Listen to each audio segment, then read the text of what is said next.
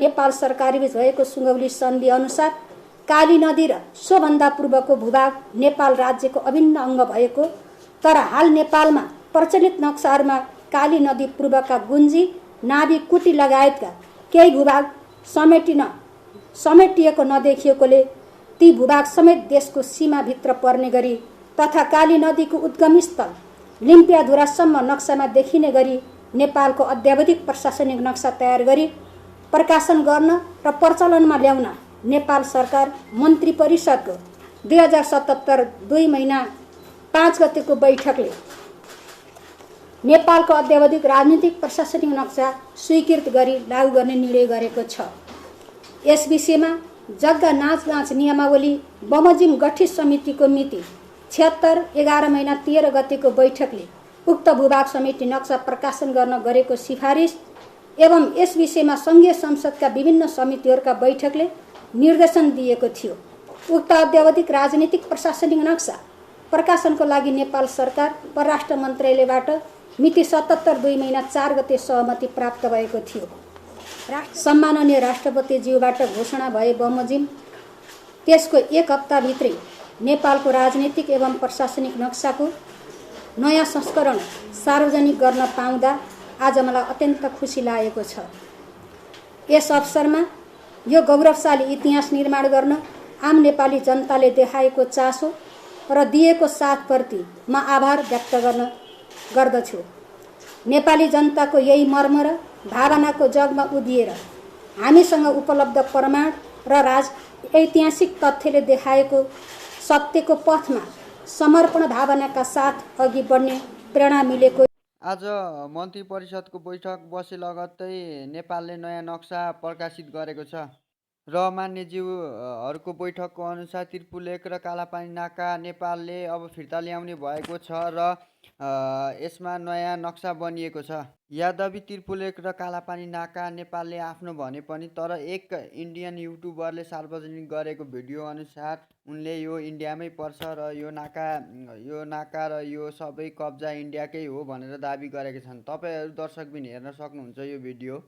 दर्शकबिनहरू यो video एकदमै दर्दनाक छ। कृपया like and share end comment गरिदिनु होला, किनकि यो भिडियो तपाईँको अहिले एकदम भाइरल भइरहेको छ सोशल मिडियाहरूमा। किनकि यहाँ तक पहुँचने के 3 रास्ते हैं। पहला सिक्किम होते हुए, दूसरा नेपाल होते हुए और तीसरा उत्तराखंड होते हुए।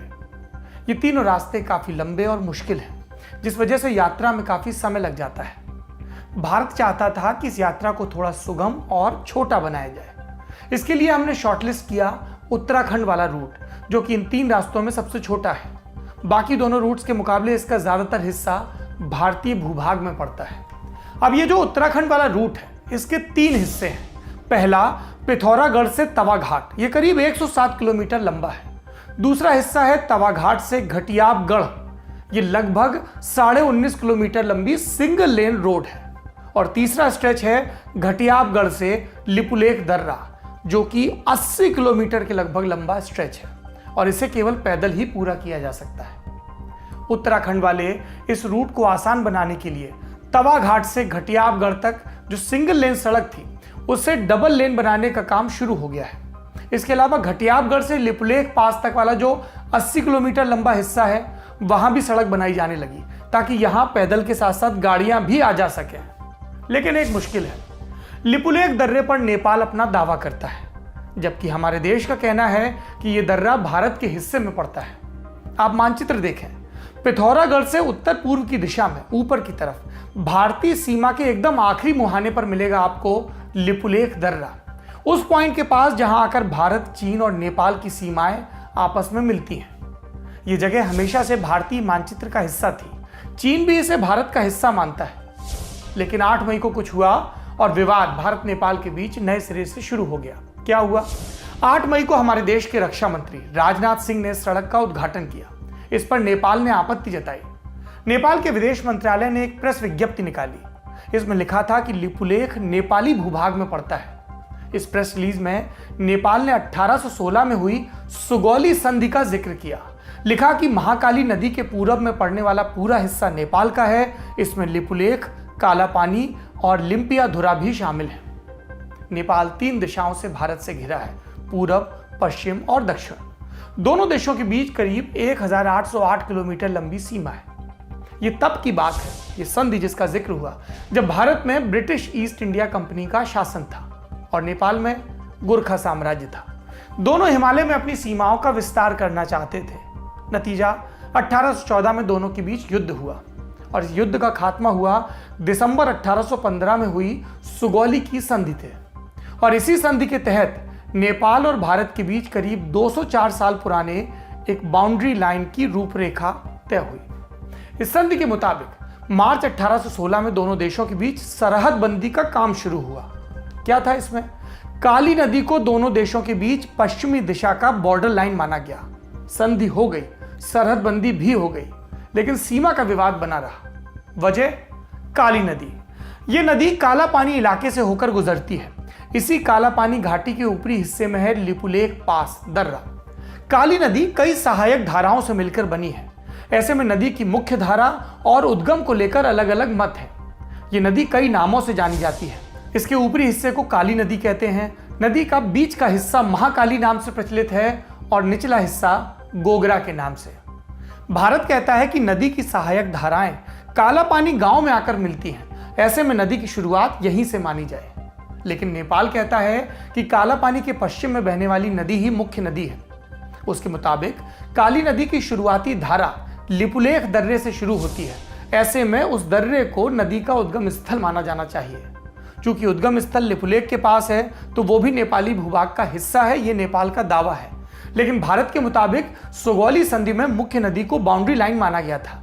ऐसे में लिपुगाद को काली नदी का सोर्स मानना और इस हिसाब से उस हिस्से को नेपाल का हिस्सा मानना गलत है।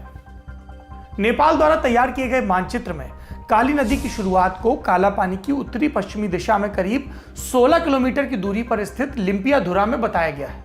इसके लिए नेपाल 1850 और 1856 में सर्वे ऑफ इंडिया द्वारा बनाए गए मानचित्र का वास्ता देता है। उसका कहना है कि यह मैप नेपाली प्रशासन के साथ मिलकर बनाया गया था। लेकिन भारत इन दावों को दरकिनार करता है।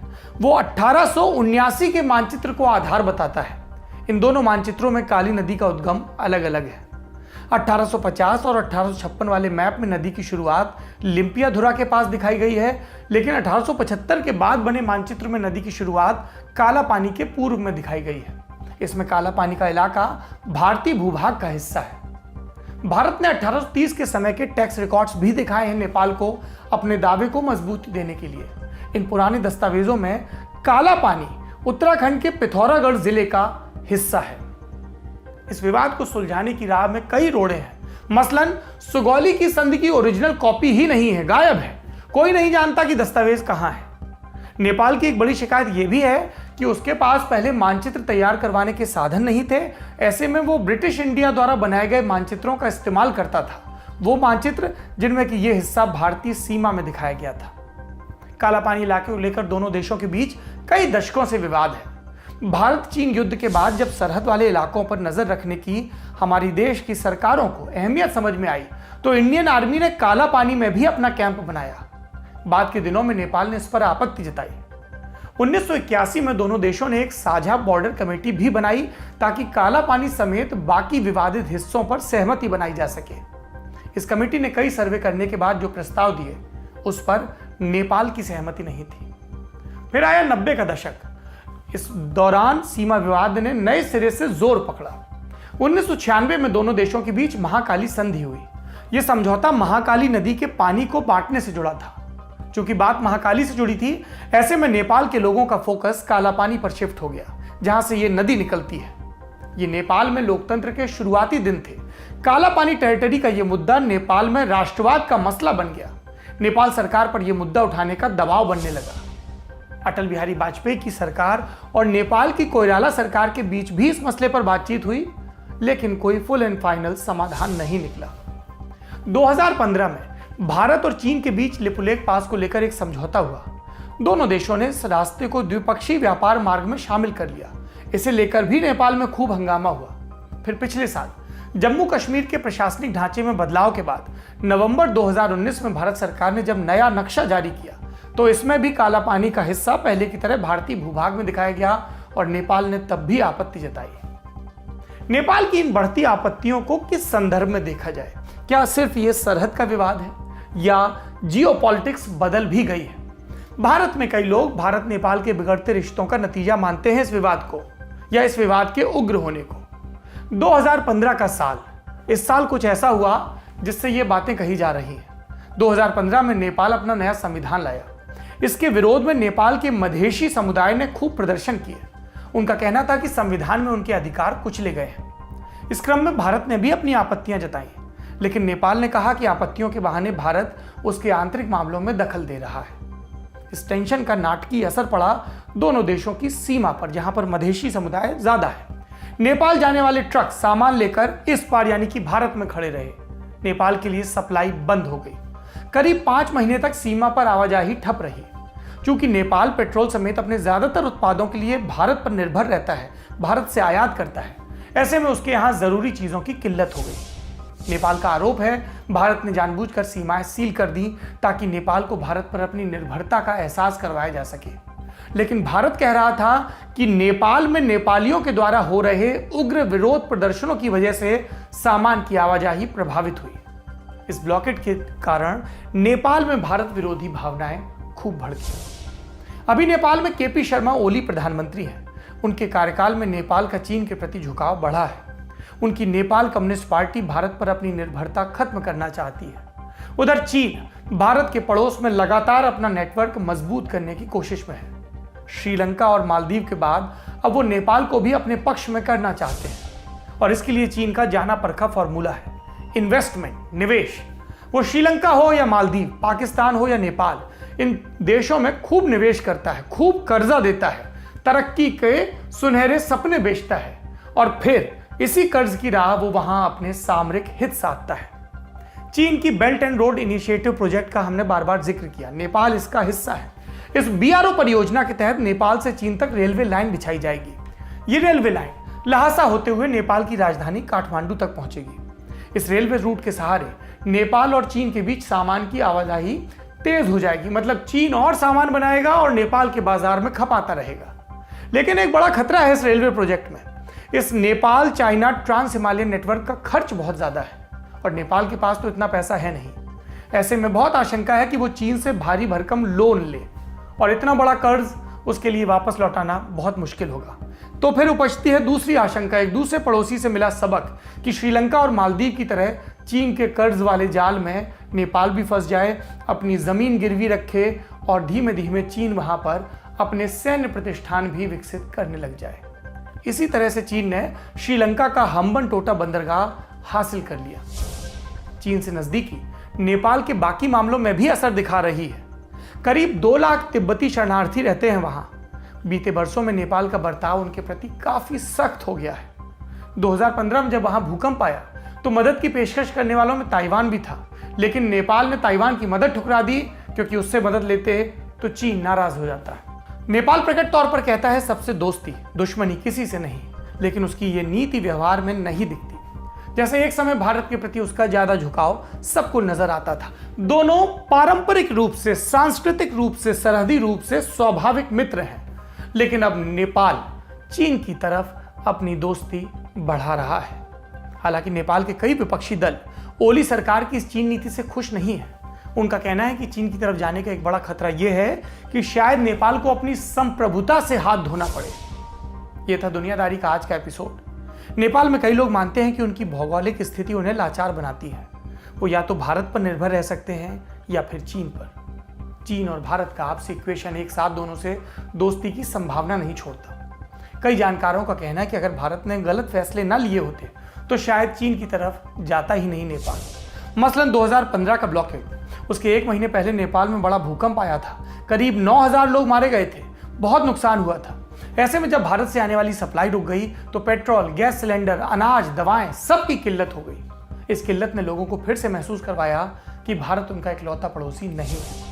विशेषज्ञों के मुताबिक चीन की जियोपॉलिटिकल महत्वाकांक्षाओं के आगे भारत को अपने पारंपरिक दोस्त संभाल कर रखने चाहिए, उन्हें ज्यादा वरीयता देनी चाहिए, वरना तो आप अपने पुराने दोस्त गंवाते चलेंगे और आपका नुकसान चीन का फायदा बनेगा। दुनियादारी लल्लन टॉप का ये ग्लोबल न्यूज बुलेटिन इसके बारे में क्या राय है आपकी, कमेंट बॉक्स में बताइए। अगर आपको ये पसंद आता है ज्ञान से भरा हुआ आसान भाषा में समझाने वाला कार्यक्रम, तो